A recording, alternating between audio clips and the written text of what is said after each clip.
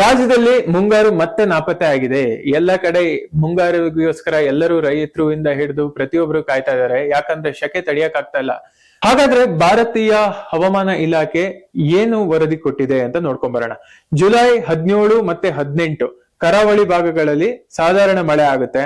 ಅಲ್ದನೆ ಇದೇ ವೇಳೆ ಉತ್ತರ ಹಾಗೂ ದಕ್ಷಿಣ ಒಳನಾಡುಗಳಲ್ಲಿ ಕೆಲವು ಜಿಲ್ಲೆಗಳಲ್ಲಿ ಗಂಟೆಗೆ 30ರಿಂದ 40 ಕಿಲೋಮೀಟರ್ ವೇಗದಲ್ಲಿ ಗಾಳಿ ಬೀಸುವ ಸಾಧ್ಯತೆ ಇದೆ ಅಂತ ವರದಿ ಕೊಟ್ಟಿದೆ. ಅಲ್ಲದೆ ದಕ್ಷಿಣ ಕನ್ನಡ, ಉಡುಪಿ ಮತ್ತೆ ಉತ್ತರ ಕನ್ನಡ ಜಿಲ್ಲೆಗಳಲ್ಲಿ ಕೆಲವೊಂದ್ ಕಡೆ ಸಾಧಾರಣ ಮಳೆ ಹಾಗೆ ಬಿರುಗಾಳಿ ಜೊತೆಗೆ ಬರುವಂತ ಸಾಧ್ಯತೆ ಇದೆ. ಹಾಗಾದ್ರೆ ಬಿರುಗಾಳಿ ಮತ್ತೆ ಮಳೆ ಒಟ್ಟಿಗೆ ಇರೋದ್ರಿಂದ ಸ್ವಲ್ಪ ಜಾಗೃತೆ ಇರಿ.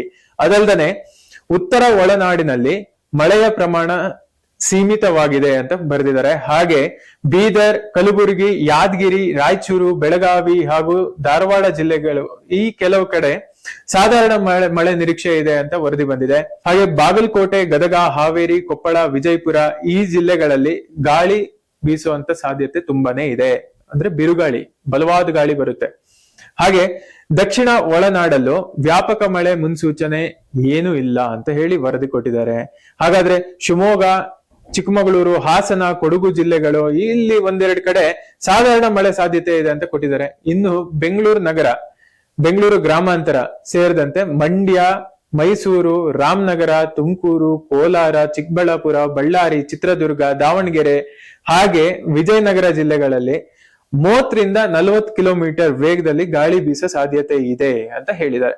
ಮತ್ತೆ ರಾಜ್ಯದಲ್ಲಿ ಗರಿಷ್ಠ ತಾಪಮಾನ 3ರಿಂದ 5 ಡಿಗ್ರಿ ಸೆಲ್ಸಿಯಸ್ ಆಗೋ ಸಾಧ್ಯತೆ ಇದೆ ಅಂತ ಹವಾಮಾನ ಇಲಾಖೆ ತಿಳಿಸಿದೆ. ಹಾಗಾದ್ರೆ ಸ್ವಲ್ಪ ಹೈಡ್ರೇಟ್ ಆಗಿರ್ಬೇಕು.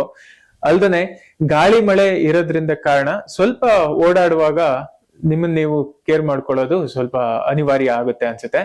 ಇದೇ ತರ ಸುದ್ದಿಗಾಗಿ ನೋಡ್ತಾ ಇರಿ ಲಯನ್ ಟಿವಿ. ನಾನು ಹವಾಮಾನ ಅಪ್ಡೇಟ್ ನ ತಗೊಂಡ್ ಬರ್ತಾ ಇರ್ತೀನಿ. ಈ ವಿಷಯ ಏನಾದ್ರೂ ಉಪಯೋಗ ಆಗಿದ್ರೆ ಲೈಕ್ ಮಾಡಿ, ಎಲ್ಲರ ಜೊತೆ ಶೇರ್ ಮಾಡಿ, ಹಾಗೆ ಸಬ್ಸ್ಕ್ರೈಬ್ ಮಾಡಿ. ಅಲ್ಲಿವರೆಗೂ ನಮಸ್ಕಾರ.